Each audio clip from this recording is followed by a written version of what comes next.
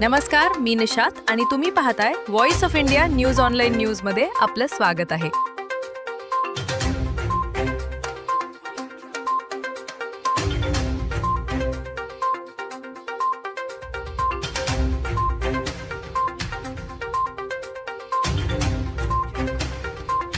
राज्यातील विना अनुदानित आणि अंशतः अनुदानित शाळांना वाढीव अनुदान मिळावं या मागणीसाठी गेल्या काही दिवसांपासून शिक्षक आझाद मैदानावर ठाण मांडून आहेत आणि या आंदोलनाला आता राजकीय पाठिंबाही मिळाला आहे. राष्ट्रवादी काँग्रेसचे आमदार रोहित पवार यांनी थेट आंदोलनस्थळी जाऊन पाठिंबा दिला. सविस्तर पाहूयात. राज्यातील हजारो विना अनुदानित आणि अंशतः अनुदानित शाळांमधील शिक्षक 5 जून 2025 पासून मुंबईच्या आझाद मैदानावर आंदोलन करत आहेत. वाढीव अनुदानाचा टप्पा मिळावा ही त्यांची प्रमुख मागणी आहे.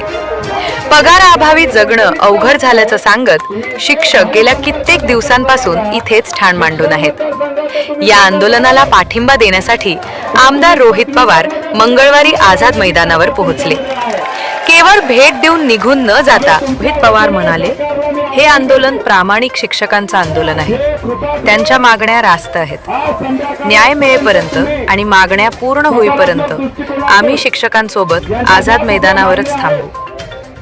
त्यामुळे या आंदोलनाला आता मोठं राजकीय पाठबळ मिळालं आहे. थोडक्यात रोहित पवारांनी केवळ पाठिंब्याचं ट्विट केलं नाही, तर स्वतः रात्रभर आंदोलनात सहभागी होऊन शिक्षकांसोबत उभे राहिले.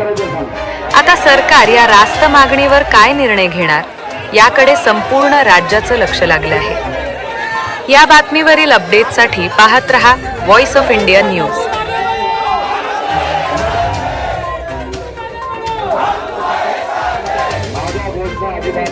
एकच शिक्षक एक